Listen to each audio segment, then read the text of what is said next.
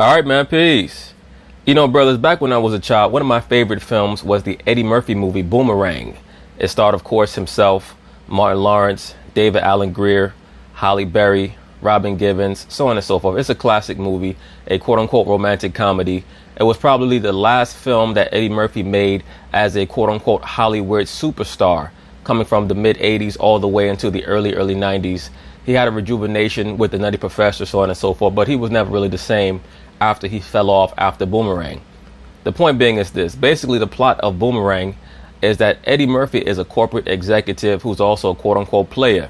He's always betting down all the chicks that work at the corporation, at the firm that he works for. He's an advertising executive. And eventually the tables get turned on him via Robin Givens, who is his new boss. Well, one of the supplementary characters in the film was played by Tisha Campbell. Basically, she was a scorned former lover of Eddie Murphy's character who lived right next door to him.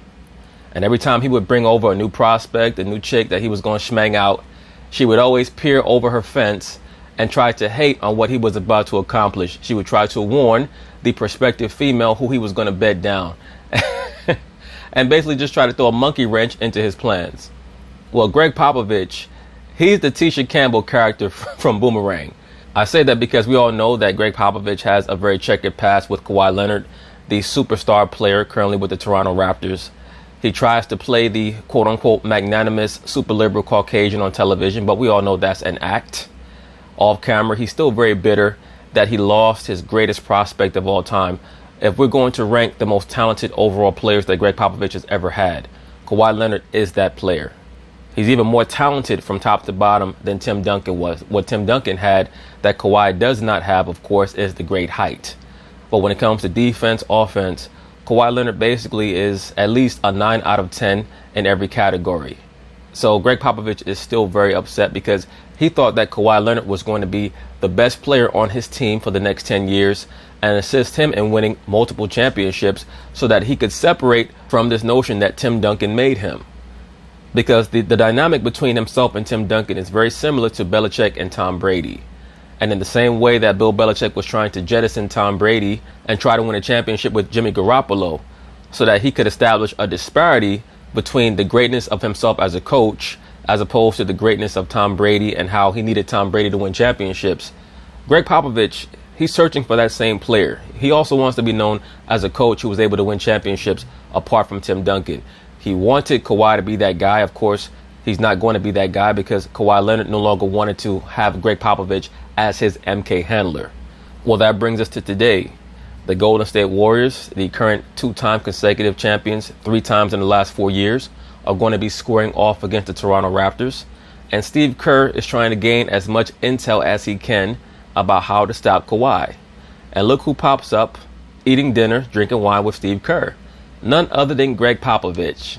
He's trying to warn Steve Kerr in the same way that Tisha Campbell's character was trying to warn every other chick about Eddie Murphy's character, the quote-unquote dog, the player.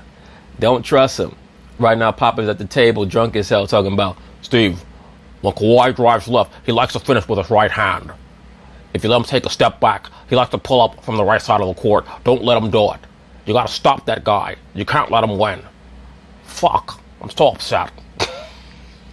Like, they have so many celebrity fans. Other celebrities. This was very interesting to me. Pop and Steve Kerr getting a meal together over the weekend. Obviously. Look at Pop all up in Kawhi's face, trying to play like the psychiatrist. This is what Kawhi got tired of. He was tired of Pop getting all up in his damn face. A fractured departure for Kawhi out of the Spurs. What do you think was discussed? You see this shit right here, brothers? The reason why Popovich loved to get into Kawhi Leonard's face is because he was trying to establish that same dynamic that Phil Jackson had with Kobe. I recently did a video showing that Phil Jackson was the MK handler for Kobe Bryant, as well as many of his other great players. And it's very similar to a snake charmer and a snake. The snake charmer wants to make eye contact with the snake so that he can get him to follow his lead.